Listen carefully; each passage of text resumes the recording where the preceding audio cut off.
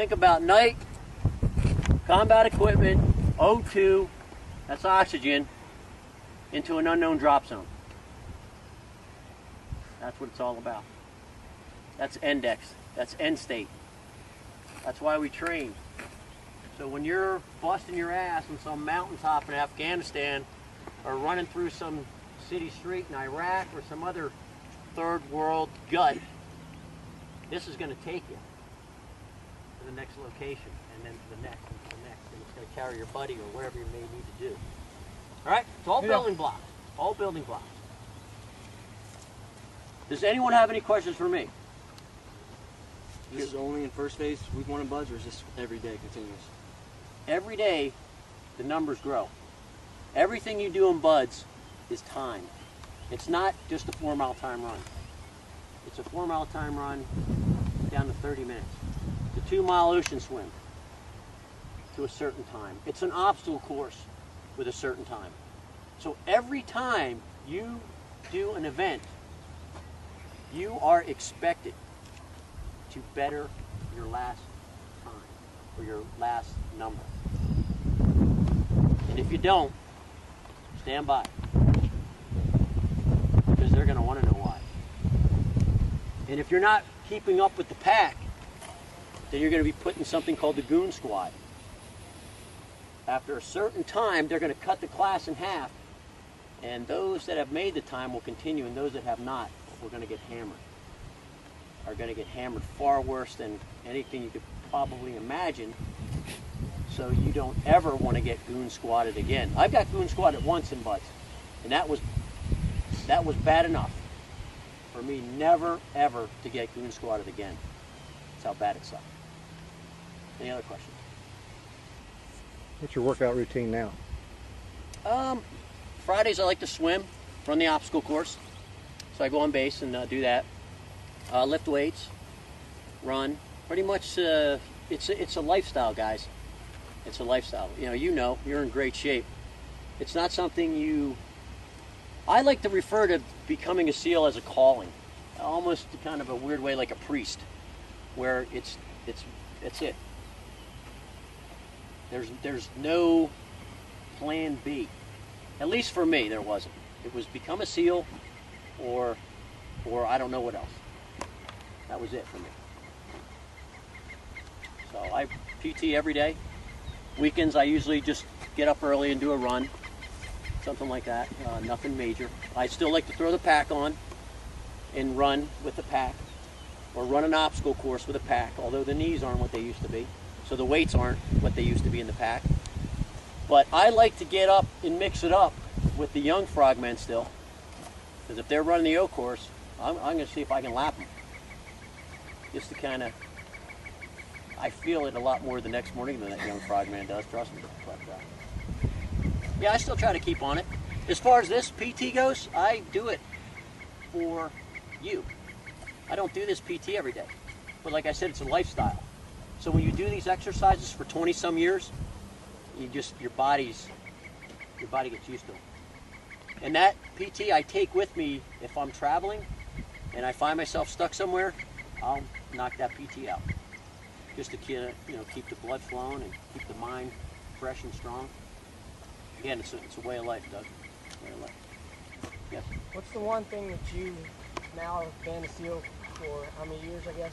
24. 24, and have been through BUD/S and so forth. What was the one thing going through BUD/S that you wish that you had done more of, like it'd be a particular exercise to be better prepared?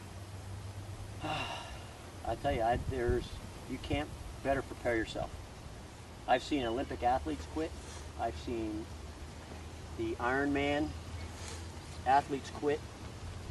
And that's a whole another level of athletics. You're looking for the guy that's the B student, if you will. The guy that's good at everything. He's good at the O course. He may not be number 1, but he's in the top 5. The guy that's a good swimmer. Again, may not be number 1, but he's in the top 5. The PTer, the runner, the guy that's strong, pull-ups. That's what you're looking for. You're not looking for the guy who's a fish in the water and then's last in the O course. You're looking, again, that if you will, that B student who's consistent, he's good at everything. You may be number 1 in the O course, say you're 6th on the swim list. But now there's not one thing that you can do enough of. It's everything. And that's why being a SEAL is so difficult. It's because it's everything. It's not just a matter of putting a pack on and humping 20 miles.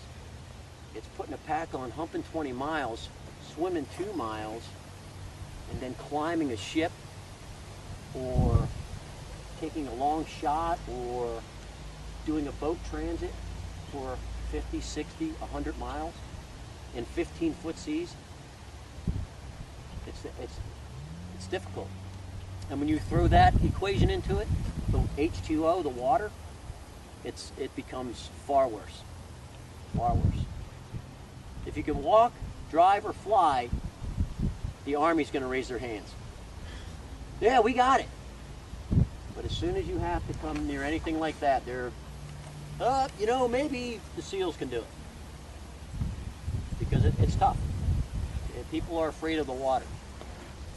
And you'll see it. Those of you who go to BUD/S, when they tie your arms behind your back and your legs together and kick you in the pool, if you don't relax and become one with that water and be comfortable in that water, and that's the beginning, and it's over. Because when you're under that ship at 2 o'clock in the morning and you cannot even see your hand in front of your face, you have to be relaxed. And you have 30 other guys with you, ready to assault the target. You have to be relaxed. You have to be game on. Because doing that kind of stuff is just getting there. Your actions on the objective is where you earn your pay. Jumping in, you're going to jump on Friday.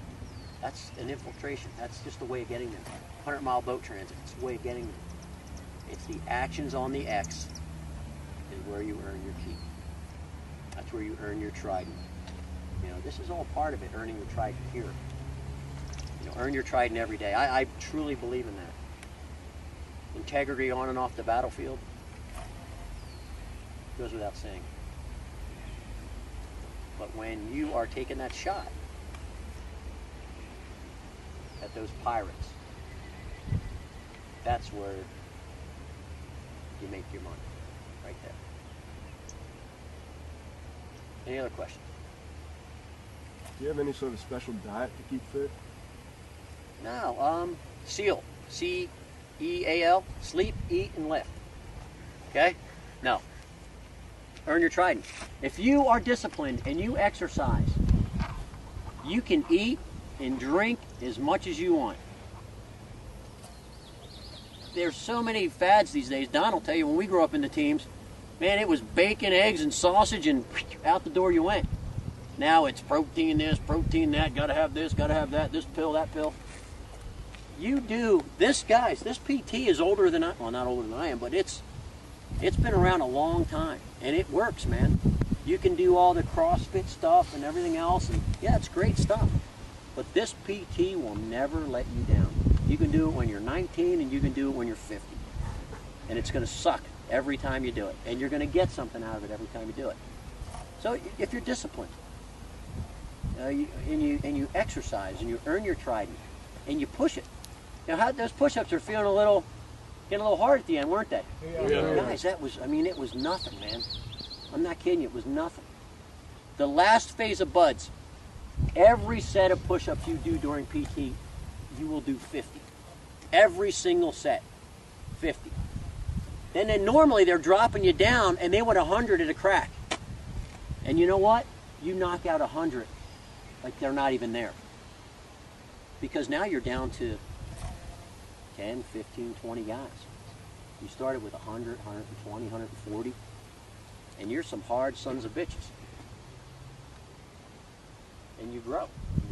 Again, that's preparing you to get to the target, so you don't fail getting to the target, so you can do your mission on the target.